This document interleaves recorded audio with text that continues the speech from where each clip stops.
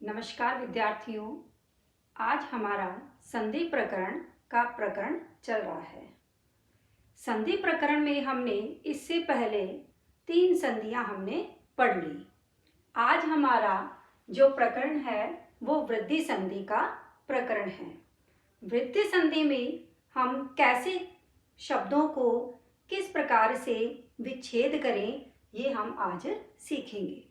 देखिए, यहाँ हमने एक पहचान लिख रखी है कि वृद्धि संधि कब और किस तरीके से हो सकती है। देखिए, वृद्धि संधि में a/आ और उसके बाद में ए, आई या ओ, औ ये हमारे स्वर आने चाहिए। जबकि गुण संधि में हमने यहाँ पर a/आ तो आएगा, लेकिन यहाँ पर हमने ई और उ इनके बारे में पढ़ा। आज हम इसमें देखेंगे कि किस तरीके से हम शब्दों को बनाते हैं। देखिए, यहाँ हमने लिखा सदा प्लस एव। अब यहाँ देखिए, गुण संधि और वृद्धि संधि में अंतर क्या है।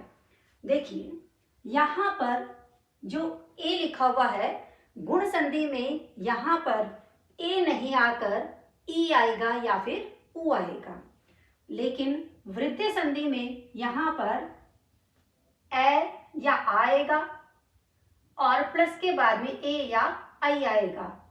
तो इसका हम क्या बना देंगे, आई।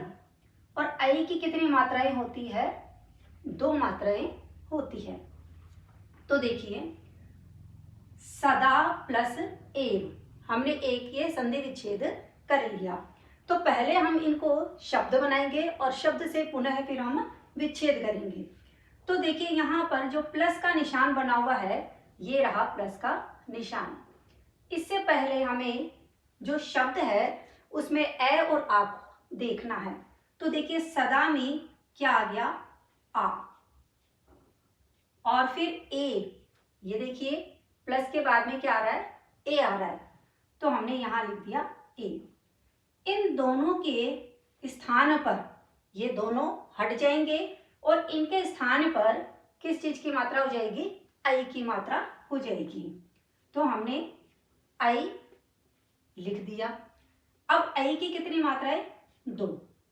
अब यहाँ देखिए, सदा में जो आ लिखा हुआ है तो इसको हटाते हैं, तो शब्द क्या बचा हमारे पास, स और द। क्योंकि सदा दा में आ हट गया तो सद बच गया। अब यहाँ देखिए, एव में ए हटा दिया तो क्या बच गया, व, ये बच गया। अब इन दोनों को जो हमने स्वर हटाए हैं, उन स्वरों को हटाकर और उसके स्थान पर ये लिखेंगे किस चीज की मात्रा है, आई की मात्रा। ये हमने यहाँ पर आई की मात्रा हमें लगानी है। अब आई की मात्रा किस पर लगाएं, ये हमेशा ध्यान रखें कि प्लस से पहले वाले जो वर्ण हो उस पर हमें लगानी है, क्योंकि यहाँ हटते ही ये आधा वर्ण हो जाता है। तो यहाँ पर इसको द के ऊपर लगाएंगे। तो देखिए, स और द में आई की मात्रा लगाई तो क्या बचा, देई, और फिर वै को ऐसा का ऐसा लिख दिया, तो शब्द क्या बना, सदैव। इसी तरीके से हम यहाँ जो शब्द बना हुआ है इससे कैसे बनाएं। देखिए, यहाँ पर आई की मात्रा आ रही है, ये आई की मात्रा आ रही है, तो हमें प्लस करने से पहले देखो, ये आई की मात्रा है, यहाँ पर द पर आ रही है, तो किस वर्ण पर आ रही है, ये द पर आ रही है। तो द से पहले स और द लिख दिया हमने। ये आई की मात्रा है, ये बाहर निकाल लो, ये लो, हमने आई की मात्रा को बाहर निकाल लिया। अब यहाँ देखिए, शेष क्या बच गया, व, हमने व लिख दिया, ठीक है। अब यहाँ देखिए, आई, ये आई आ गया। अब प्लस से पहले तो जो शब्द है उसमें पहले तो ए जोड़ो और उसके बाद में आ जोड़ो। तो हमने यहाँ लिखा द में ए जोड़ दो तो क्या बन गया, ये सद बन गया। और इसी में ही आ जोड़ दो तो क्या बन गया, स और द। सद में ए जोड़ दिया सद और आ जोड़ दिया तो सदा, हो गया है हमारा। ये देखिए ए और आ हमने यहाँ तो ए जोड़ दिया और यहाँ पर क्या जोड़ दिया, आ जोड़ दिया। अब हमने प्लस का निशान बना दिया। अब देखिए ए और आई दोनों लिखे हुए हैं, ए में फिर वह जोड़ दो और फिर आई में वह जोड़ दो। अब हमें यहाँ देखिए ए और ए आई, हमारा नियम देखिए कंप्लीट हो गया। अब हमें इन दोनों शब्दों में, इधर वाले में और इधर वाले में, हमें सही गलत को निकालना है। तो यहाँ पर देखिए सद और सदा, सद और सदा में जो शुद्ध शब्द होता है वो होता है सदा। तो सद हमारा क्या हो गया, गलत। तो हमने मुख्य रूप से क्या लिखा है यहाँ पर, सदा। अब एव और ऐव दोनों में से जो शुद्ध शब्द होता है, व्याकरणिक दृष्टि से हम देखते हैं तो एव शब्द नहीं होता, ये वाला शुद्ध होता है। तो हमने यहाँ लिखा एव। इस तरीके से हमारी जो संधि हुई वो क्या हुई, सदा प्लस एव बराबर क्या बना, ये सदैव।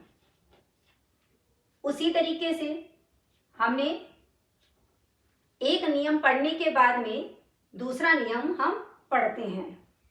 देखिए औ का नियम जो होता है वो भी हमारा इसी तरीके से ही होगा, बस अंतर इतना होगा कि वहां पर हमने एल और आई लगाया, यहाँ पर हम ओ और अव लगाएंगे। देखिए कैसे, हमने शब्द लिखा वनौषध, शब्द क्या है हमारा, वनौषध। अब देखिए आपको केवल इतना ही ध्यान रखना है कि यहाँ वृद्धि संधि सामान्यतः हम देखते हैं तो जब एक मात्राएं लगी होती है तब तो हम गुण संधि कह देते हैं, और जब दो मात्राएं लगी हुई होती है तो हम उसको वृद्धि संधि कह देते हैं। देखिए यहाँ पर आई की मात्रा है वो ऊपर दो मात्राएं लगी हुई है, और इसी तरीके से आई के हिसाब से ही औ की दो मात्राएं लगी हुई है। तो हमें नॉर्मली हमें देखना हो तो दो मात्राएं होती है वो वृद्धि संधि होती है। अब हमें इनको अलग अलग करना है। अलग अलग कैसे, यहाँ पर औ की मात्राएं लगी हुई है तो जहां पर जो मात्राएं लगी हुई होती है, ये इधर वाली जो चीज लगी हुई होती है, वहां से ही हम शब्दों को अलग अलग करते हैं। अब यहाँ देखिए हमने लिखा व और न लिख दिया, यहाँ देखिए औ की मात्रा आ रही है तो औ का हम बाहर निकाल लेते हैं, ये हमने बाहर निकाल लिया। अब इसके आगे क्या शब्द बच रहा है, हम यहाँ बच रहा है श और ध, यहाँ हमने इतना लिख लिया। अब देखिए औ है तो औ का जो नियम है वो ये है ए/आ प्लस ओ या औ, ये होना चाहिए, तब हमारा क्या होगा, औ बनेगा। अब हमें प्लस से जो पहले वाला जो शब्द है, प्लस से पहले वाला जो शब्द है उसमें तो हमें ए और आ जोड़ना है, और प्लस के बाद में जो शब्द लिखा हुआ है उससे पहले हमें ये स्वर यहाँ पर ऐसा का ऐसा लिखना है। देखो संधि हमें ध्यान रखना है कि कहाँ होती है, संधि केवल प्लस के इधर वाले वर्ण में और एक इधर वाले वर्ण में, बस, क्योंकि संधि में शब्दों से नहीं वर्णों से मेल होता है। देखिए ये वन शब्द लिखा हुआ है तो वन में ए जोड़ दो तो शब्द क्या बना, वन, क्योंकि न आधा है तो ए जोड़ दो तो वन बन गया। फिर वना, इसी तरीके से ये ओ है, इस जो शब्द लिखा हुआ है उससे पहले जोड़ दो तो हमारे पास क्या लिख दिया हमने, ओ लिख दिया, और श और द पहले से ही है, ये लिख दिया हमने। और फिर हम यहाँ क्या लिखेंगे, औ जोड़ दो, औषध। अब हमने दोनों शब्द हमारे नियम के अनुसार हमने बना लिए। अब इनमें वन और वना, हम सामान्यतः देखते हैं कि शब्द से ही हमें पता लग रहा है कि वन सही है या वना। तो यहाँ पर वन सही है और ये वना शब्द गलत है। तो हमारा मुख्य जो शब्द है वो सामने क्या निकल के आया, वन। फिर आगे औषध और औषध। औषध शब्द न होकर हमारा सही शब्द क्या बनता है, ये औषध। तो ये गलत हो गया। हमने शब्द क्या लिखा, औषध। इस तरीके से वनौषध शब्द की जो संधि विच्छेद होगा वो क्या होगा, वन प्लस औषध है। इस तरीके से हम जलौघ, जल प्लस औघ है, महोषध, महा प्लस औषध। हमें ध्यान बस इतना ही रखना है कि जहां पर ये जो दिया हुआ होता है इधर वाला आई और औ, ये स्वर हैं, इनके स्थान पर हमें ये करना है। मतलब जब शब्द दिया हुआ होता है तब तो हमें ये वाला इतना नियम हमें लगाना होता है।